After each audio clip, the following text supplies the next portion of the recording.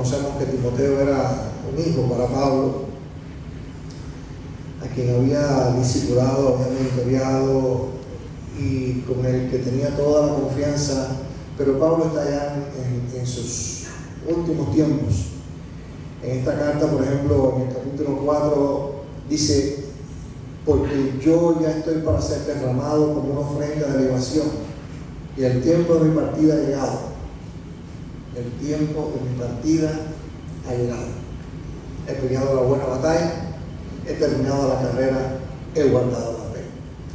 Así que tengamos esto en cuenta, porque es los últimos consejos de Pablo. Pablo está buscando ahí en su cartuchera lo más selecto para escribirle a su hijo Timoteo. Su propósito era animar al joven en medio de sus sufrimientos. Algunos, cuando revisan la carta, piensan que es posible que Timoteo estuviera teniendo sus dudas, porque el ministerio cristiano no es fácil, y el sufrimiento es un momento en que uno dice: ¿hasta cuándo voy a sufrir? Y Pablo entiende que tiene que animar al ministerio de Timoteo en Éfeso, por lo que podemos decir que el tema fundamental de la carta es esta necesidad de permanecer fiel ante las aflicciones y dificultades. Pero esta última mitad del capítulo 2, vamos a comenzar a partir del capítulo 14 a revisar lo que Pablo tiene que decirle a Timoteo. Al principio, en la primera parte del capítulo, Pablo está animando a Timoteo en su rol de asumir el liderazgo, de formar más líderes de este pasaje que se leyó. Pero a partir del versículo 14, Pablo está animando a Timoteo a hacer frente a la corrupción, sobre todo en cuanto a doctrina. Le pide a Timoteo que se enfrente a los maestros corruptos que hay en Éfeso antes de ir a Roma. La enseñanza de estos maestros se estaba extendiendo como el cáncer, de manera muy rápida, y aunque no hay muchos detalles de cuál era la doctrina errónea, por dónde andaban estas malas enseñanzas, sí hay una pista allí en cuanto a una de las enseñanzas falsas, diciendo que la resurrección ya había tenido lugar y trabajando en contra de la esperanza de los creyentes. Así que vamos a estar hablando de esta exhortación de Pablo a la diligencia como siervo útil para el Señor. Este es nuestro tema hoy: exhortación de parte de Pablo a Timoteo, y exhortación de parte de Pablo y del Señor a cada uno de nosotros a ser diligentes como siervos útiles para el Señor. Hay dos bloques de tres mandamientos, tres imperativos, tres órdenes. Pablo tiene toda la confianza del mundo y toda la autoridad del mundo para ordenar cosas a su hijo. Y en este primer bloque, instrucciones relacionadas con su trabajo, la primera de ellas aparece en el versículo 14. Recuérdales esto, exhortándoles delante del Señor a que no contiendan sobre palabras, lo cual para nada aprovecha, sino que es para perdición de los oyentes.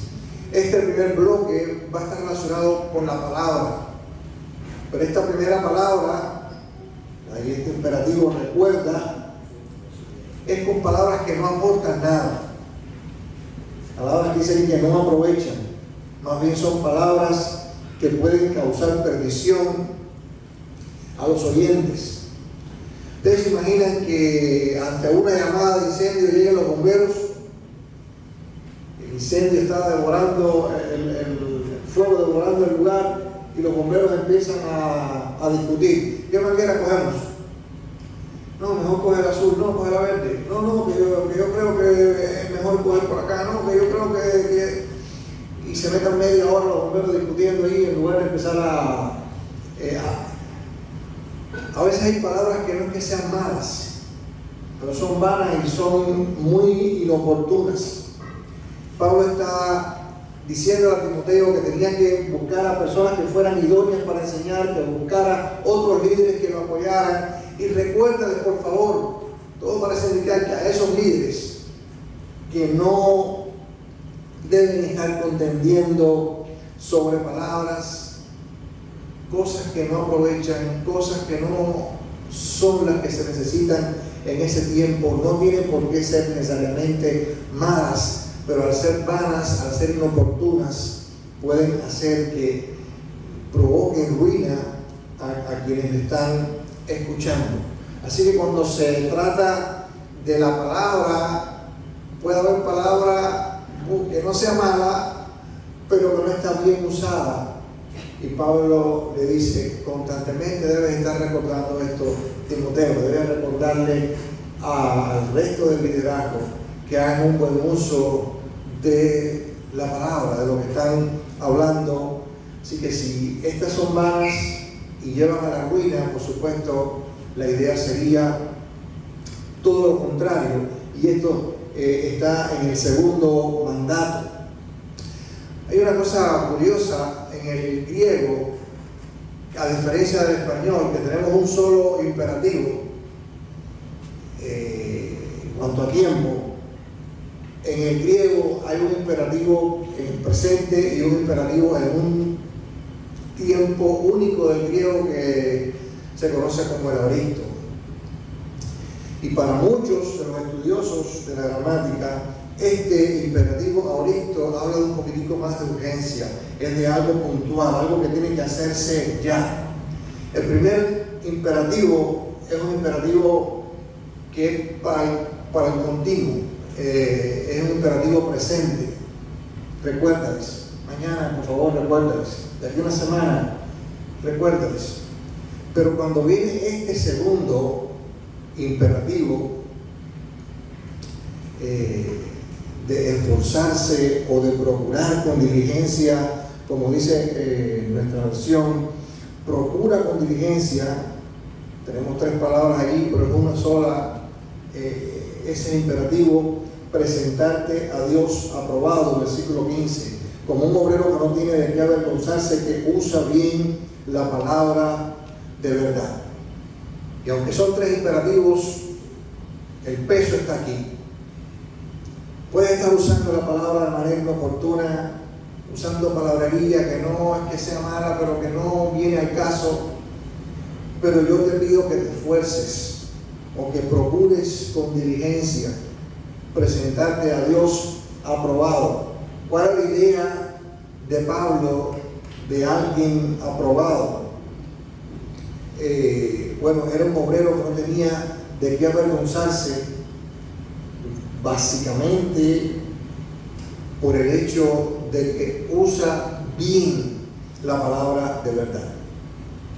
Palabras vanas que no aportan, ahora el uso correcto de la palabra. La idea de usar bien, como dice aquí, que usa bien la palabra de verdad, es una figura del lenguaje que realmente significa algo así como hacer un camino recto o cortar recto algo. La mayoría de las traducciones hablan de usar bien, de usar de manera correcta, o sea, manejar correctamente o impartir la palabra sin desviarse. Pudiera ser también la idea que Pablo quiere transmitirle a Timoteo, la palabra que es la oportuna, la que no se desvía, la palabra que es la que Dios exactamente quiere que usemos. Y aquí está este segundo mandato de parte de Pablo a Timoteo. Si te vas a esforzar en algo, esfuérzate en hacer un uso correcto de la palabra de Dios, y eso va a permitir que no tengas de qué avergonzarte. El tema de la vergüenza en esta última carta es muy importante. Pablo está constantemente diciendo de que la gente no debe avergonzarse, que él no se avergüenza, que por favor no te avergüences, porque ante la crítica, ante la persecución, pudiera el cristiano llegar a sentirse, me da pena que todo el mundo me esté criticando, todo el mundo me dice que yo, qué ando yo, qué es lo que estoy enseñando, qué es lo que estoy creyendo. No te debes avergonzar, Timoteo. Y la manera en que está vinculado aquí en este pasaje el no sentir vergüenza por el Evangelio es usar de manera correcta, de manera efectiva, sin desviación, la palabra de verdad. Llega el tercero de los mandamientos. Evita profanas y vanas palabrerías, porque conducirán más y más a la impiedad. Y su palabra carcomerá como gangrena, de los cuales son Himeneo y Fileto, que se desviaron de la verdad, diciendo que la resurrección ya se efectuó y trastorna la fe de algunos. Vuelve a usar. Realmente la palabrería, esa palabra que tenemos aquí, palabrería, no viene de la misma raíz de palabra, pero después dice en el 17, y su palabra. Así que hay palabra en cada uno de los mandamientos. Pero el primero son palabras que no son malas, pero que no aportan nada y están mal usadas. Y en este tercero sí son palabrerías, le dice aquí, que son profanas y que son vanas. Ya aquí sí la cosa se complica. Tienes que evitar. Lo primero era recuérdales esto, que hagan un buen uso pero ahora aquí es evita, porque ya esto sí es algo en extremo dañino. Son palabras que como el cáncer se pueden ir metiendo y haciendo daño y creciendo, y a veces no se da cuenta uno hasta que, como con el cáncer, llega la noticia y vemos la situación de lo que ha producido el cáncer en la persona. Conducen, dice aquí, a una mayor impiedad en el 16, y la desviación de la verdad en este caso particular era que estaban diciendo que la resurrección ya había sucedido. Imagínense, si la resurrección ya había sucedido y estaban los cristianos allí, y ahora entonces, ¿qué pasa? Todo lo que hemos anunciado, ¿cuál es el futuro? ¿Cuál es el destino? Dos elementos aquí de manera rápida. Hablamos en el retiro de que Dios se interesa en señalar individuos, y hablamos de unas cuantas genealogías y nombres raros. ¿Y por qué están estos nombres aquí?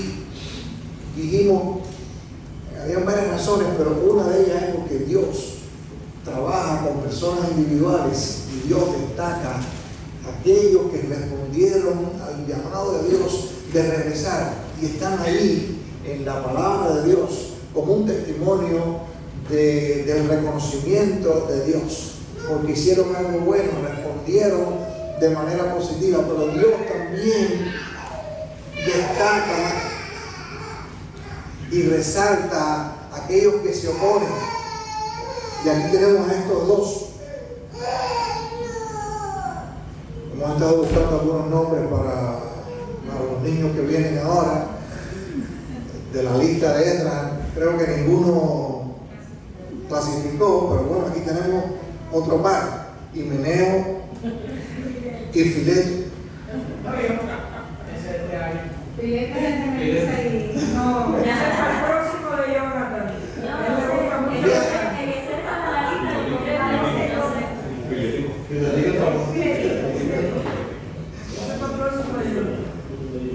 Ahora, qué triste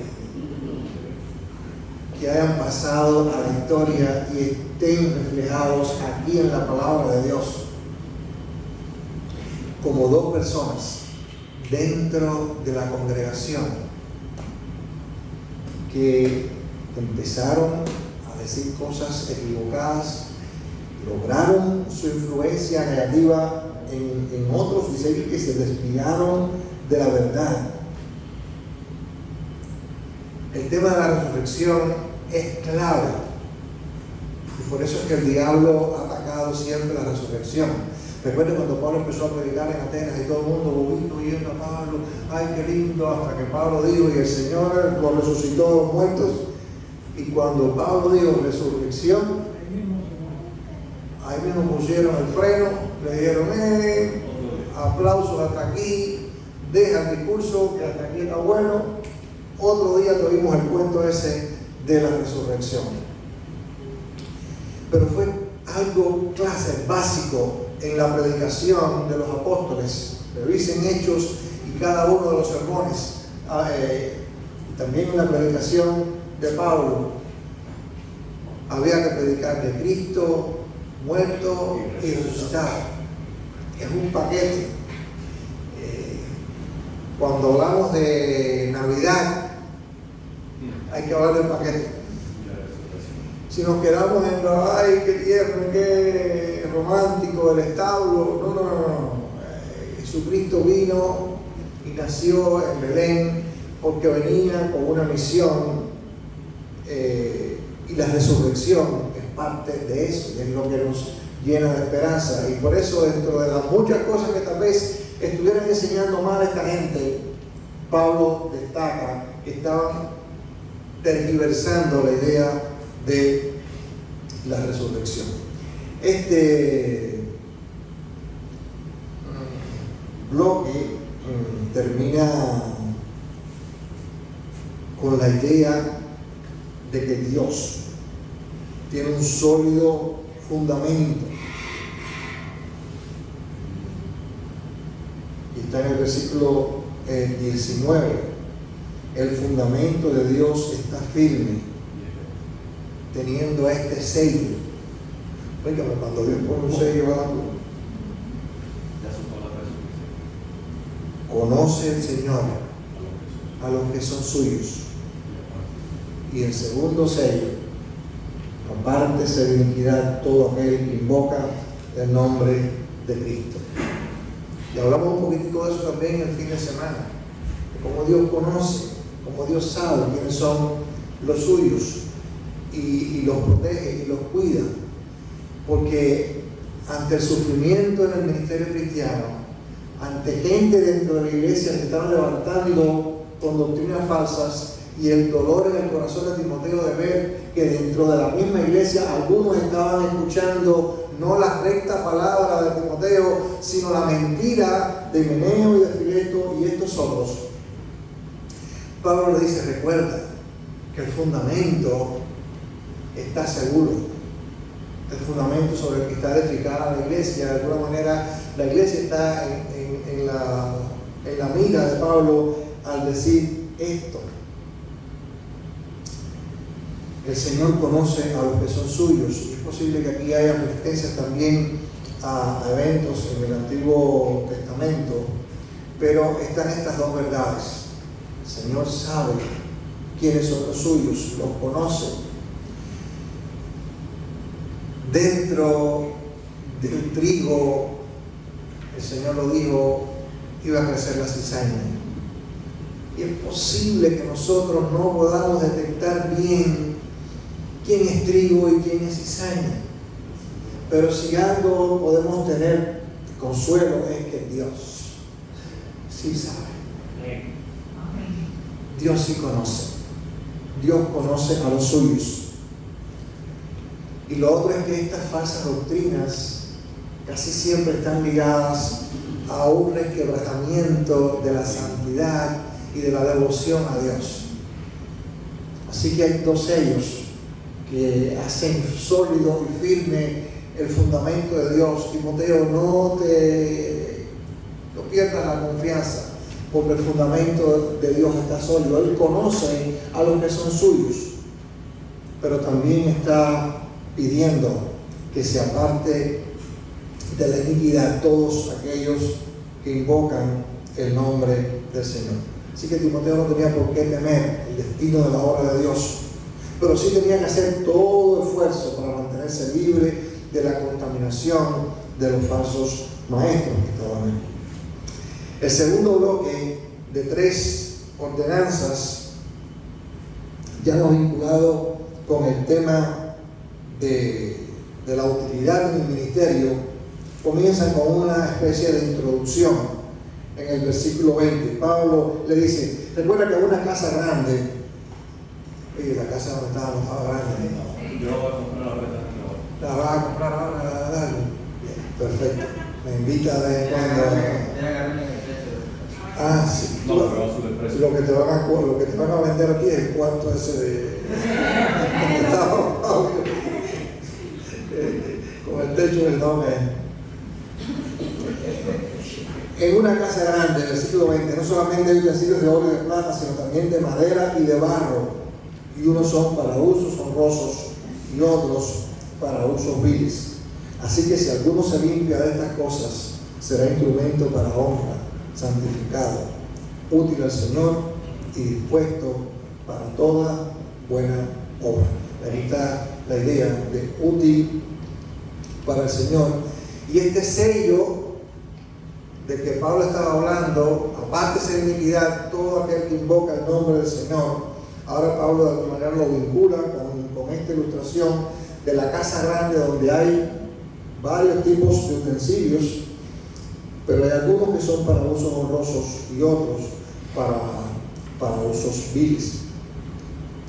Y Pablo está diciendo que si alguno se limpia de estas cosas, y recuerden que está hablando de esta falsa doctrina que conduce de alguna manera a la impiedad, tiene que limpiarse de eso para poder ser instrumento para honra, santificado, útil al Señor y dispuesto para toda buena obra.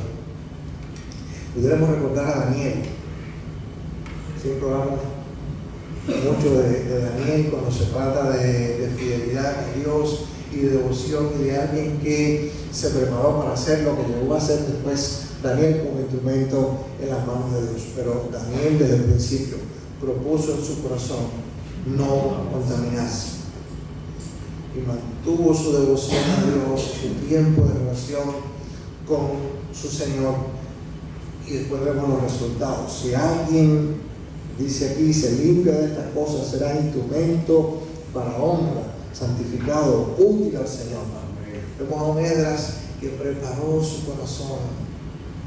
También nunca se imaginó Esdras lo que Dios iba a hacer con él y cómo Dios iba a premiar aquella fidelidad de estar allí sumergido en su palabra, bebiendo, conociendo, viviéndola, y todo lo que Dios logró por medio de Esdras, y tanto que le debemos, no solo en lo que estuvimos estudiando, sino en la preservación, en la continuidad de la transmisión del texto bíblico. Fue alguien útil en las manos de Dios, pero se preparó.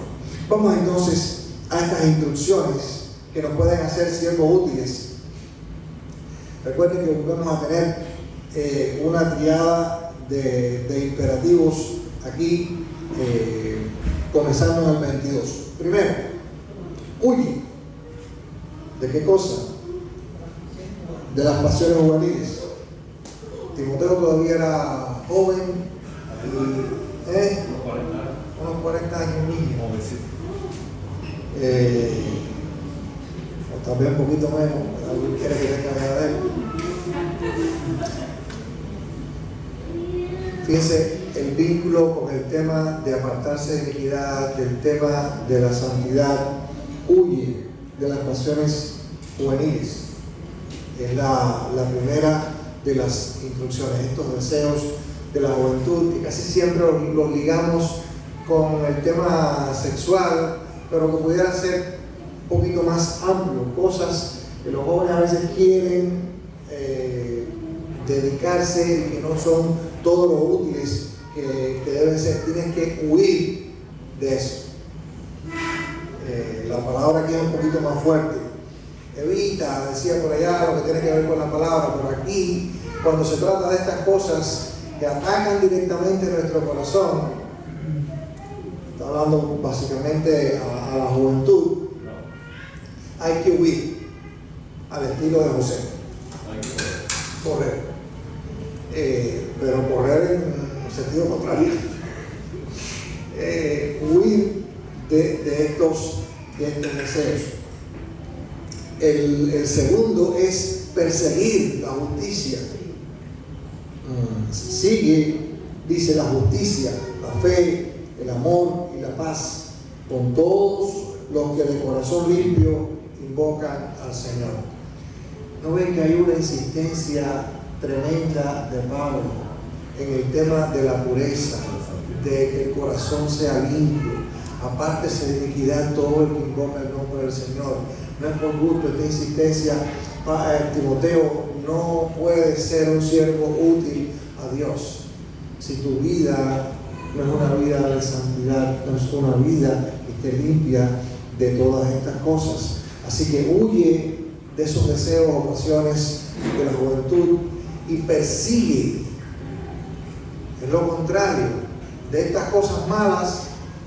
Si vienen por aquí, corriendo para allá allá.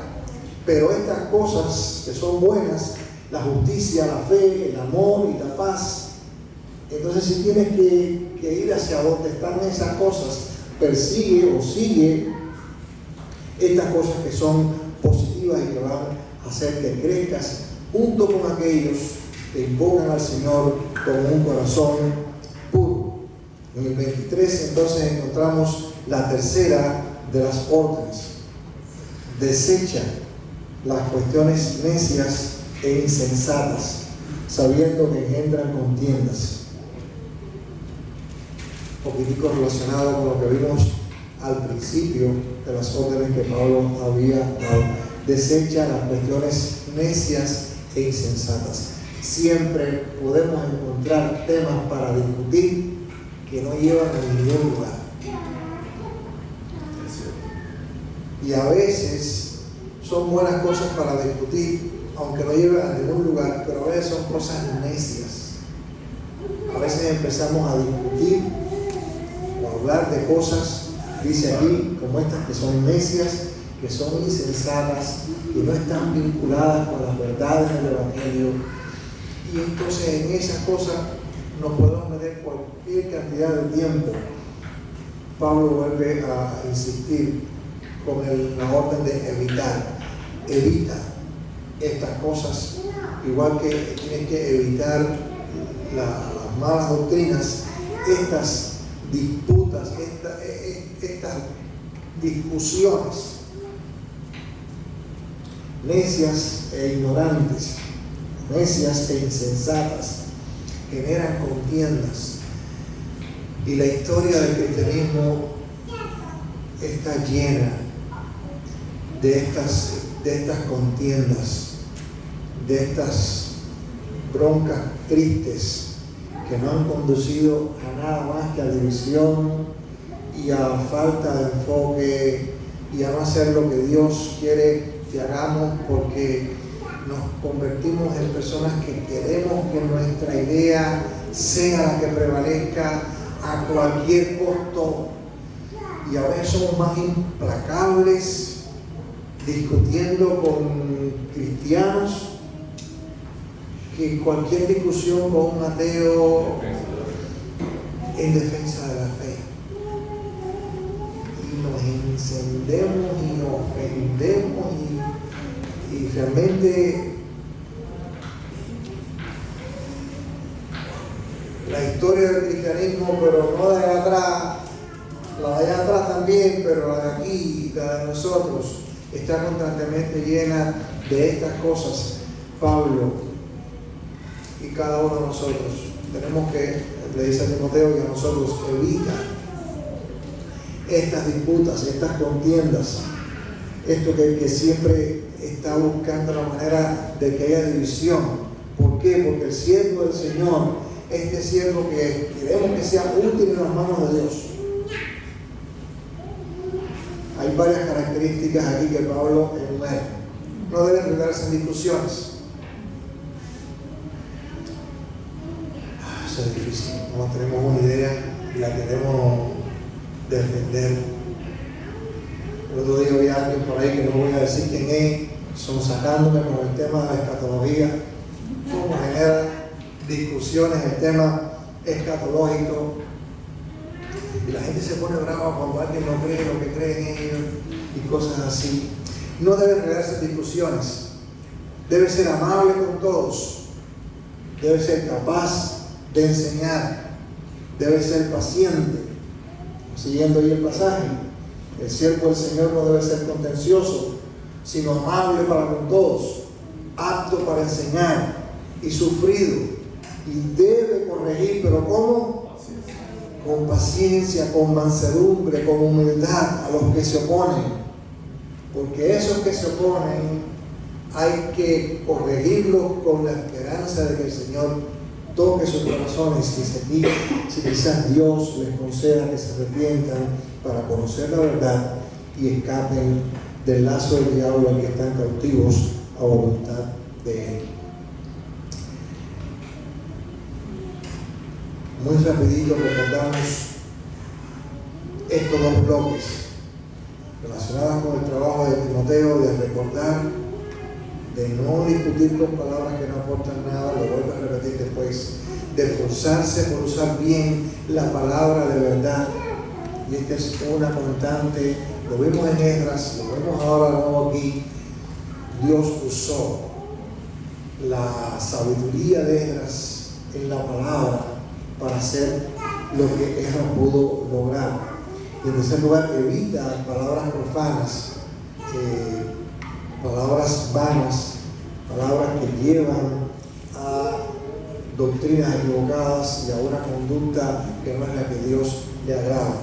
Y recordamos entonces, en esta intención de Pablo de que Timoteo sea útil para el Señor, de que sea un vaso útil para el Señor, huye de los deseos juveniles, persigue la justicia, la fe, el amor, la paz, todas estas virtudes. Lo que Pablo dice, si hay cosa alguna, algo digno de alabanza, bueno, estas cosas tenemos que perseguirlas y evitar disputas necias y ciegas. Cuando revisamos las Escrituras, resulta evidente que para ser un vaso útil en las manos de Dios hace falta dedicación. Me tocó la rifa de ser útil en las manos de Dios. No funciona así. Vamos a repartir 3 útiles para la obra de Dios, a ver a quién le toca. No funciona así. Pablo está diciendo a Timoteo, tienes que esforzarte, y nos está diciendo a nosotros, tenemos que esforzarnos.